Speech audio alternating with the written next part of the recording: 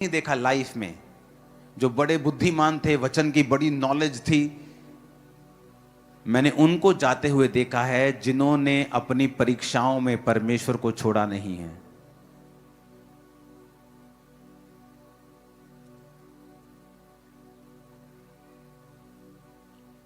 जिन्होंने प्रेम के साथ परमेश्वर को और प्यार करने में फल लाए हैं, जिन्होंने जोर लगाया है इस बात में कि मुझे अगर परीक्षा है, दुख है, तो भी मैं परमेश्वर से मुड़ूंगा नहीं। कई बार आपकी फैमिली से आपकी फाइट होती है। वो कहते कौन सा मेला देखने जाती, तो कौन सी चर्च है 8 घंटे में, सुबह तू निकलती है 4 बजे, रात को 8 बजे वापस आती है, क्या तमाशा लगा रखा है तू, कौन सी चर्च, 16 घंटे तू घर से बाहर रहती, कौन सा मेला देखने जाती है। और वो मेला देखने जब वो खुद आया तो वाइफ से भी ज्यादा मेला देखने आ गया। फिर हालेलुया।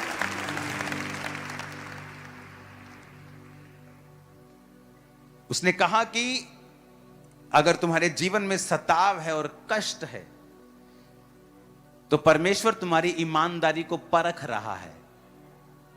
मैंने देखा है वो लोगों ने परमेश्वर से बेहतर जीवन पाया है जिन्होंने अपने दुखों में परमेश्वर को छोड़ा नहीं। आपका विश्वासी, आपके परिवार में कोई विश्वास नहीं करता, आपकी उससे फाइट होती है।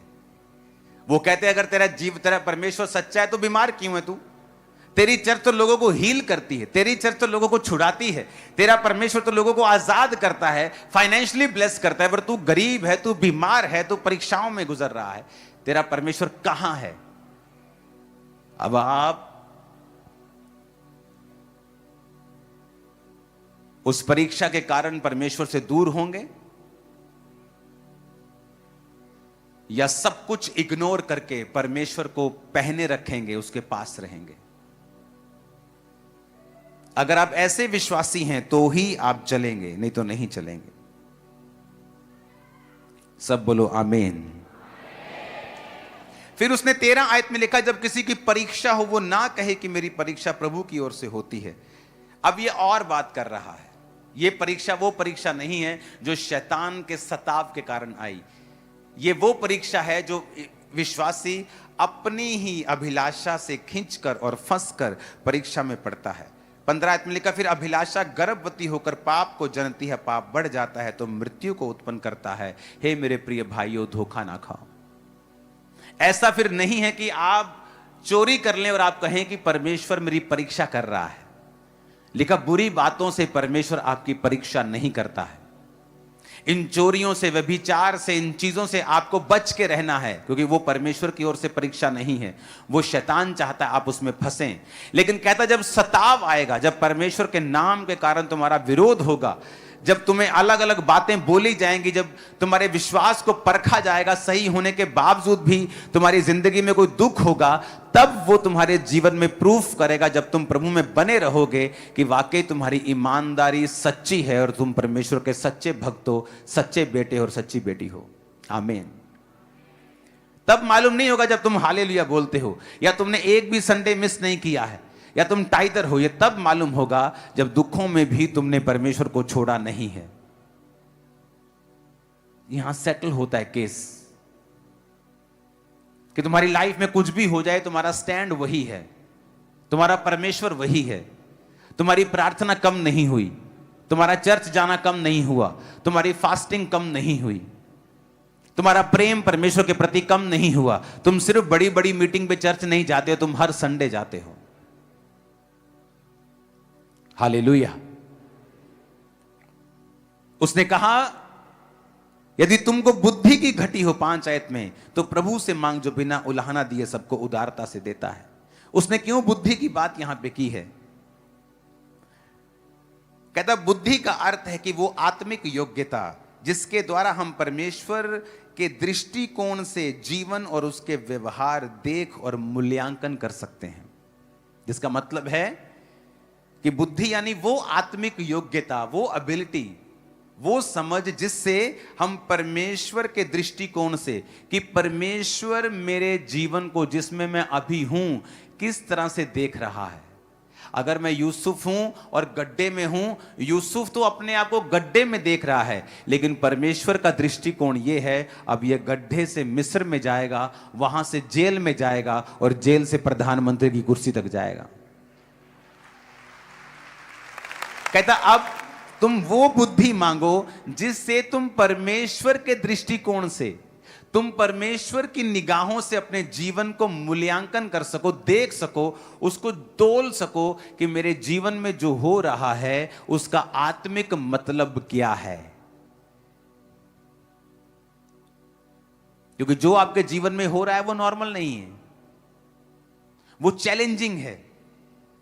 आपका फैमिली मेंबर सडनली उसकी कुछ होता है, उसको आप बोलते ओह ये मेरे साथ कैसे हो सकता है। सडनली कोई आपके साथ घटना होती है, ओह मेरे साथ ये कैसे हो सकता है। सडनली मेरे गोडाउन को जिसमें मैं रोज के लाखों रुपए कमाता था, आग लगा दी किसी ने। आप शॉक में हो कि मैं पाप में नहीं हूं, मैं टाइदर से भी ज्यादा टाइथ देता हूं, मेरा 20% परमेश्वर में जाता है, मेरी प्रार्थना पूरी है, सब कुछ पूरा है, फिर मेरे साथ ऐसा कैसे हो सकता है। और तब आपको जरूरत पड़ेगी परमेश्वर के दृष्टिकोण से, उसकी निगाहों से अपने जीवन को मूल्यांकन यानी अपने जीवन को तोलने मोलने की, कि ऐसा मेरी लाइफ में क्यों हो रहा है। कहता अगर तुम में वो बुद्धि की कमी है तो मांगो परमेश्वर से। अगर तुम वो बुद्धि मांगोगे तो परमेश्वर तुम्हें देगा कि प्रभु मुझे बुद्धि दे, मैं नहीं समझ पा रहा हूं कि मेरे जीवन में जो दुख हैं वो किस लिए हैं, मैं इन चीजों से क्यों गुजर रहा हूं, क्यों गुजर रही हूं। अगर वो मेरी गलती है तो मुझ पे जाहिर कर, अगर तेरी परीक्षा है तो वो भी मुझ पे जाहिर कर। तो परमेश्वर ने लिखा है कि वो तुमको बुद्धि देगा, क्योंकि वो सबको बिना ताना दिए उदारता से तुमको देता है। तुम्हें सडनली समझ आनी शुरू हो जाएगी कि मेरे जीवन में ऐसा क्यों हो रहा है, कि मेरे पास्टर की लाइफ में ऐसा हुआ था, उसका गोडाउन जल गया था। इस सेवकाई को शुरू करने से पहले मैं ऐसी भयंकर बीमारी से होकर गुजरा और मुझे मालूम भी नहीं था कि मैं कभी चल भी पाऊंगा या सेवा कर पाऊंगा कि नहीं। मसीह में आने के बाद, बपतिस्मा लेने के बाद, पवित्र आत्मा पाने के बाद ये सब कुछ हो रहा था। वेरी स्ट्रेंज, समझ से परे था, कोई साथ नहीं था। बहुत से मसीह लोग भी दुश्मन हो गए थे जब मालूम पड़ा था कि मैंने सेवकाई करनी है। घर वालों को बता नहीं सकता था, नया नया मसीह था, वो मुझसे लड़ते थे। ना दोस्त था, ना बाहर था, ना अंदर था, सब तरफ से ऐसा लगता था कि मैं अकेला पड़ गया हूं। और वो राइट टाइम था, क्योंकि उस समय मेरा कोई, आज वो सारे दोस्त जो मेरे पक्के दोस्त थे मेरी जिंदगी में वापस आ चुके हैं। पर आज अगर 2007 में वो होते तो उनका प्रभाव मुझ पे होता, तो शायद मैं मसीह को ना पकड़ पाता। लेकिन आज जब वो वापस आए हैं तो मेरा प्रभाव 100% उन पे है, उनका 1% भी नहीं। ऐसा क्यों हुआ मेरे साथ 2007 में कि कोई मेरे पास नहीं है, ना घर, ना बाहर, ना दोस्त। जो थे वो भी दुश्मन बन गए कि अच्छा इसको अपनी सेवकाई शुरू कैसे करनी। और प्रभु ने कहा था मैं तुझे ये चर्च दूंगा।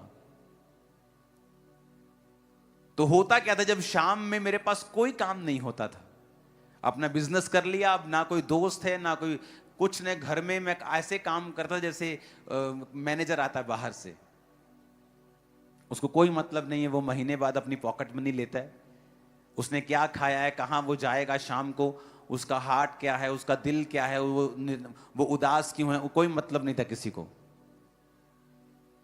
और वो समय होता था जब अकेला मैं होता था और अर्नियस मॉल जी के सॉन्ग होते थे और सॉन्ग्स होते थे, जो शाम को 6 बजे मैं बैठता था, रात के 12 बजे उठता था। वो समय था जब परमेश्वर ने मुझे बनाया और मुझे वो बुद्धि दी कि तेरे साथ जो हो रहा है उसका एक आत्मिक रीजन है, कारण है। और उन दिनों का जो मसा था, आज आप वो दिनों का मसा देख रहे हो, वो दिनों का। आमीन। कई लोगों के पास बुद्धि नहीं होती है।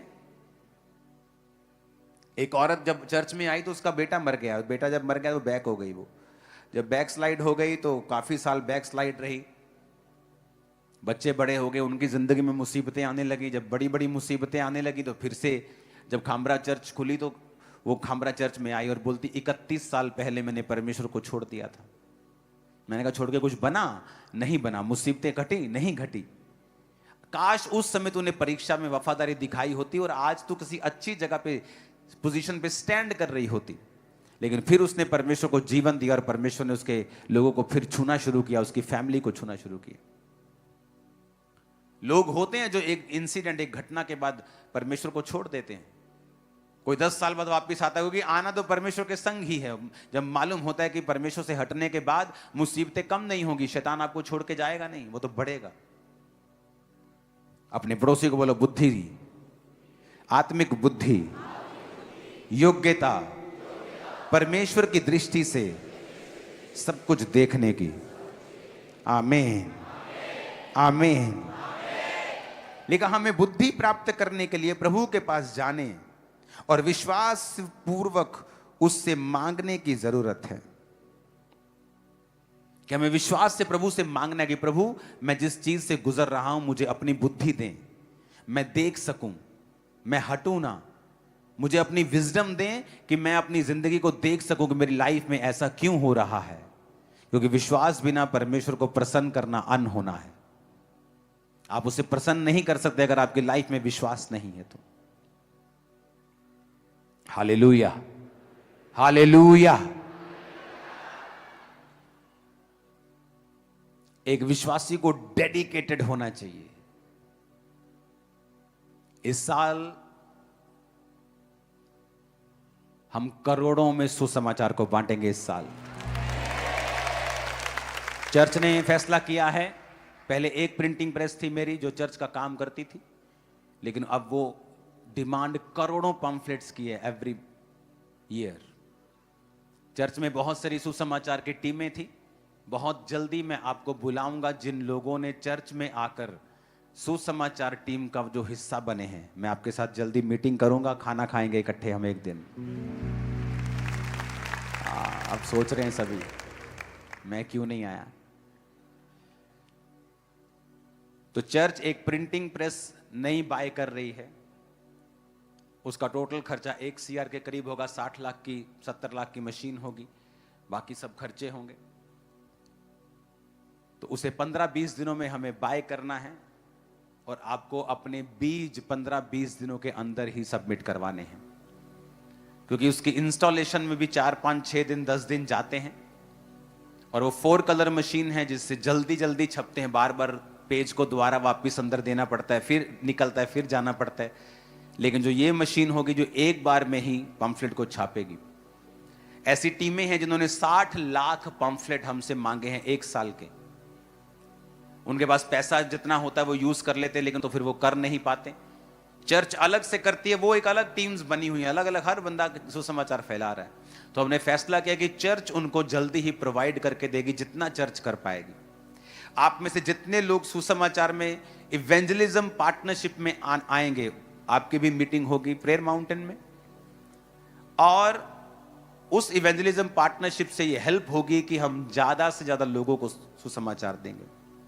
उसमें मोबाइल्स के स्टिकर से लेके, बाइबल्स के स्टिकर से लेके, प्लेन्स के, वो प्लेन्स के नहीं, वो जो क्या आपको बोलते हैं उनको, ट्रेन्स के स्टिकर्स होते हैं, बसों में लगते हैं, छोटी फ्लेक्सिस, पम्फलेट्स, मीटिंग के पोस्टर्स, जानकारी, चर्च के बड़ी उसमें चीजें हैं। 10-15 तरह की उसमें चीजें हैं जो हम लोगों को फ्री अब देने वाले हैं।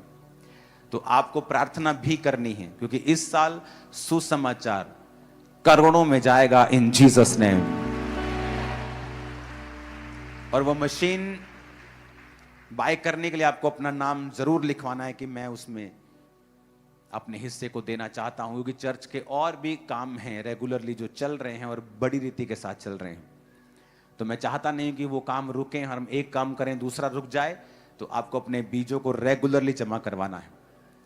मेरा बिलीव है आप लोग खुदा में चलेंगे, बुद्धि को मांगेंगे, परीक्षा में स्थिर रहेंगे, शैतान के ऊपर फतह प्राप्त करेंगे और एक बड़ी एग्जाम्पल अपने परिवार में परमेश्वर की बनेंगे। आमीन, आमीन। अपने हाथों को उठाओ। कितने लोग आज पहली बार यहां आए? हाथों को हिलाना। मीटिंग आमीन होने के बाद आपको आगे आना है। आज मैं आपसे कुछ बात करना चाहता हूं खुद। तो मैं आपसे आज खुद बात करूंगा। मीटिंग आमीन होने के बाद आपको आगे आना है। अपने हाथों को उठाओ। जो नए लोग हैं सब लोग उनके लिए प्रार्थना करेंगे। उनको बता दो कि परमेश्वर धर्म नहीं जीवन बदलता है, और आप किसी संस्था में नहीं आए जो धर्म बदलती है। आप उस जगह पे आए हो जहां हमारा सिर प्रभु यीशु मसीह, जो यीशु मसीह यहां का बॉस है और हम उसके शरीर के अलग अलग अंग हैं। आप वहां आए हो जहां यीशु मसीह हमारा सिर है और हम उसके शरीर के अलग अलग अंग हैं। मैं इस परिवार में आपका स्वागत करता हूं। जो नए लोग आज आए हैं, खुदावंद उन्हें ब्लेस करे, उनकी दिक्कतों को, परेशानियों को दूर करे और अपना आप उन पर जाहिर करे। जो नए लोग हैं वो मीटिंग आमीन होने के बाद आगे आ जाएंगे और आपको एक एक गिफ्ट होगा और मैं आपसे पर्सनली आज बात करूंगा। अपने हाथों को उठाओ प्रभु भोज के साथ, अपने माथे से लगा लो प्रभु भोज को और खुदा से कहो, परमेश्वर आज मैं सारे गुनाहों की माफी मांगता हूं।